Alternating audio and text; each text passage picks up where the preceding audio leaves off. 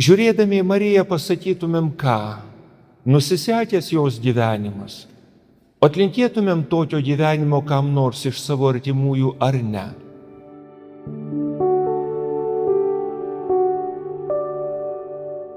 Mėly broliai ir seseriai, švęsdami žolinių šventę, galėtumėm tiesiog stebėdami Marijos gyvenimą paklausti, o kaip mes vertinam jos gyvenimą?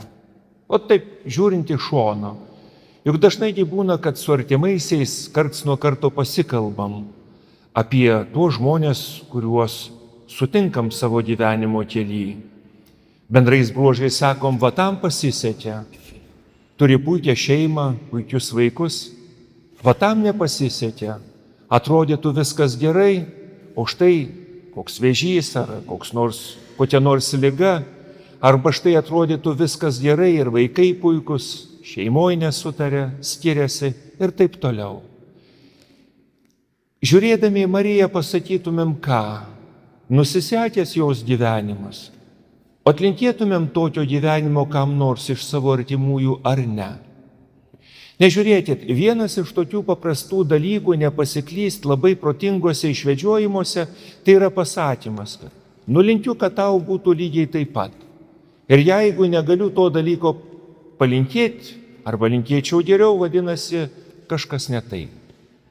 Žinoma, žiūrėdami į įvairiausius Marijos atvaizdus, ar statulose iškaltą atvaizdą, ar nupieštą, dažniausiai matom jauną mergaitę. Taip, ji buvo kažkada jauna. Bet kai mes kalbam apie Mariją, juk ji buvo ne tik tai jauna, tačiau ir suaugusi, brandi, išmintinga moteris.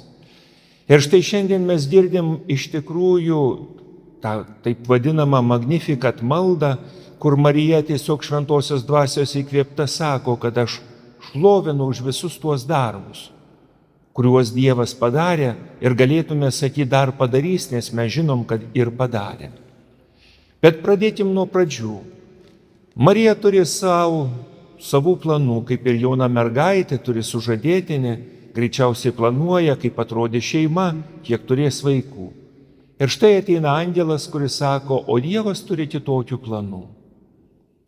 Drąsi ta mergaitė sutinka su tuo angelo planu, kuris Dievo duotas, jai perduotas, ir prasideda gyvenimo komplikacija.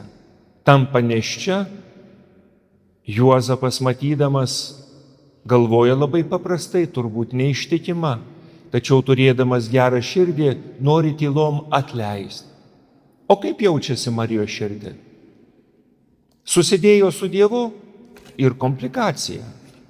Patikėjo, kad Dievas pasirūpins ir šią tau.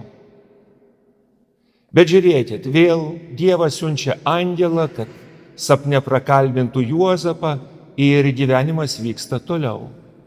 Negana to, Marijai reikia gimdyti kaip neaišku kam. Kaip paskutiniai turbūt elgetai. Iškeliavo prisiregistruoti, nėr kur, nieks nepriima gimdyti. Kaip jaustis? Juk retas iš mūsų turėtumėm kantrybės nepamurmėti. Juk ne tik pamurmėti, bet norėtųsi kumštį pakėlus pasakyti, Dieve, ką tik tiek, pažadėjai didelius dalykus, o aš neturiu net kur galvos padėti gimdant. Kad tas vaikas, apie kurį taip kalbama, kad jis bus kažkas, staiga turi gimti kaži kur. Dar daugiau. Laikui bėgant ir jau gimus, vėl girdi didžių nuostabių dalykų ir staiga suvokia naktį pažadinta, kad reikia bėgti, nes jo sūnui gresia pavojus. Ir vėl. Ir mėly broliai ir seserys, taip galėtume eiti per visus gyvenimo įvykius, bent jau tuos, kurie aprašyti, kuriuos žinom, ir vis klausti, o kaip Marija, gyvendama savo gyvenimą ir turėdama šituos įvykius, kurių tikrai dalies nepavadintumėm patogių, gražių gyvenimų. Kaip ji išlaiko tokią mylinčią ir tikrą širdį. Ko reikia? Juk šiandien iš tikrųjų mes ir švenčiam, iš tikrųjų galėtumėm sakyti, jo širdies šventę. Juk ko prašom mirusiems? Amžinojo atilsio. Paprasta buitinė kalba, sakom ko? Nu, Dieve, noriu, kad mano artimieji būtų arti tavęs. Ot noriu. Juk lygiai taip pat melsdamiesi vieni už kitus ir prašydami tos sveikatos ir daugelių kitų dalykų, norim ko? Kad mums sektųsi šitam gyvenime ir kad iškeliavę iš šito gyvenimo galiausiai pakliūtume į dangų, tai būtume Dievo draugystėj. Kitaip sakant, mūsų širdis išmoktų mylėti čia žemėj ir būtų pasiruošusi keliauti į Dievo akivaizdą. Sakykit, mėly broliai ir seserys, o kaip susidurdami su sunkumais elgėsi mano ir tavo širdis? Bet tu kiekvieną savo gyvenime turime įvairiausių iššūkių. Marija, mąstant jos gyvenimą, turėjo, išlieka mylinti, nemurmanti. Kas priverčia murmėti mūsų širdis? Ko trūksta mano ir tavo tikėjimui? Ką Dievas turėtų pasakyti man ir tau? Kad viskas praeis? Kad viskas bus gerai? Ką turėjo pažadėti Dievas Marijai, kai stovėjo po kryžiumi ir matė, kad visas Dievo projektas, apie kurį girdėjo, jog angelas kalbėjo, kad va bus įspūdingas žmogus, jo sūnus. O ir buvo. Ir gydė, ir išlaisvino, ir prikėlė iš numirusių, ir darė stebuklus. Ir va, jos akise tiesiog yra nužudomas. Sakykit, mėly broliai ir seserys, koks įvykis turi nutikti, kad mūsų širdis atsisakytų arba nustotų norėti būti mylinčia širdim? Pačia, mėly broliai ir seserys, yra vienas iš pagrindinių klausimų. Juk jeigu vėl būsim pastabus, mes pamatysim, kad vienam žmogui užtenka atsibust blogos nuotaikos. Kitam iš tikrųjų reikia kažkokio priekaišto, trečiam reikia kažkokio nepadėkojimo ar dar kažkokios smulkmenos ir staiga mūsų širdis labai lengvai nusimena ir ištyžta. O šiandien mes meldžiamės ir prašom, kad galėtumėm nuolat kartuoti, nes prisiminkim, kiekvieną vakarą visi žmonės, kurie kalba taip vadinamas Dievo tautos liturginės valandas, vakare kalba šitą Marijos maldą, kad mano siela šlovina viešpatį, mano dvasia džiaugiasi Dievu savo gelbėtoju. Gelbėtojas yra tas, kuris ateina į bėdą. Bėda užgriūva, gelbėtojas ateina tam, kad išlaisvintų ir padėtų. Tik dažnai būna taip, kad mums pakliuvusiems į bėdą atrodo, kad tas gelbėtojas galėtų greičiau padaryti kažkokius dalykus. Štai kodėl šiandien meldžiamės ir prašom, nu Dieve, duok mums tą gyvą ir tikrą tvirtą tikėjimą, kad matydami gyvenimo iššūkius nepradėtume galvoti, kad gyvenimo iššūkiai yra Dievo nemeilės ženklai. Ne. Juk jeigu, kaip ką tik mąstėm, juk jeigu taip galvotai Marijos gyvenime daug tų iššūkių būtų. Juk yra tie iššūkiai, apie kuriuos turbūt čia tik esančios mamos gali pasakyti. Kad matydami vaiką ar susižeidusi, ar susitrenkusi, suspaudžia širdį, suduria tą širdį. Ir atrodytų, kad vaikas nieko lyg ir nenutiko, tačiau mamos širdis vis tiek išgyvena skausmą kartais daug didesnį negu tas vaikas, kuris patiria kažkokius sunkumus. Štai kodėl šiandien meldžiamės prašydami, kad Dievas duotų drąsos, kad mokėtume mylėti kaip ta Marija.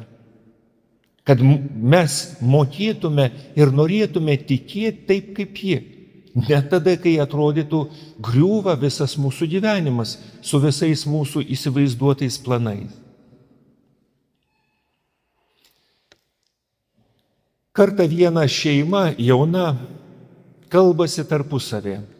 Norėtų gyventi geriau, bet kaip visada jaunystėje trūksta pinigų. Ir štai vyras sako, tikrai sąžiningai dirbu ir daug, rytoj aš eisiu prašyti pinigų. O nueisiu pas viršininką ir pasakysiu, kad tikrai ir stengiuosi ir jau ne vieni metai kaip dirbu ir sąžiningai tai darau. Žmona drąsina jį ir galiausiai ryte nuėjęs į darbą, nueina tas pas savo viršininką, pasikalba, papasakoja ir viršininkas sutinka pakelti jam atlyginimą. Grįždamas namo, jau atidarydamas duris, jis girdi iš tikrųjų, kaip žmona apie stalą ruošia įspūdingą valgį. Jau deda tuos į pačius geriausius indus, deda šakutes, šaukštus. Ir vyras pagalvoja, kad kas nors iš jo bendradarbių draugų turbūt paskambino ir pasakė, pradžiugino žmoną, kad nutiko tai, ko ir tikėjosi. Ir štai valgo vakarienę, jis staiga pastebi, kad šalia jo lėkštės yra paprasta, tokia graži popieriaus skiautė, ant kurios užrašyta: aš labai džiaugiuosi, kad tau pakėlė atlyginimą, žinojau, kad tu esi vertas to. O vakarienė yra ženklas, kad aš tave labai myliu ir tu man nepaprastai brangus. Praeina nuostabi vakarienė. Ir štai jau tvarkosi visus indus ir staiga vyras pamato, kad šiukšlių dėžėje yra išmestas popieriukas, labai panašus į tą, ant kurio buvo parašyta. Jis ištraukė ir perskaito: nenusimink. Suprantu, kad tau nepakėlė atlyginimo, nors tu vertas esi. Ši vakarienė yra ženklas, kad aš tave nepaprastai myliu ir tu man nepaprastai brangus. Ir jo širdis antrą kartą tame vakare dar labiau džiaugiasi. Sakykit, mėly broliai ir seserys, o taip kaip mylinti žmona, kuri ieško būdo pasakyti, nesvarbu, pakels atlyginimą ar nepakels. Ieško būdo, kaip padrąsinti ir pasakyti, kad myli, kad rūpi. Argi Dievas nepanašiai veržėsi prie mūsų širdies?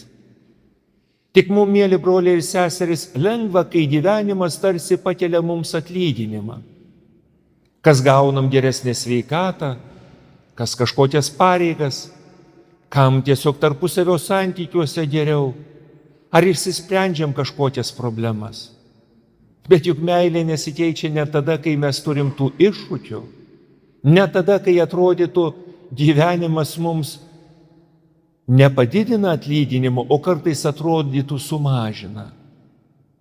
Juk prisimenam, yra nepaprastai gražus meilės himnas laiške korintiečiams, kur labai aiškiai pasakyta, kad meilė yra kantri, ji yra maloninga, ji nepavydi, ji nesididžiuoja, ji niekada neišpuiksta. Ir pačioj pabaigoje yra sakoma, ji niekada nesibaigia. Tik, mėly broliai ir seserys, turėkim kantrybės, stebėkim savo gyvenimą, kad galėtumėm kartu su Marijos malda ištarti kiekvienas: mano siela šlovina Viešpatį ir mano dvasia džiaugiasi Dievu, savo gelbėtoju. Amen.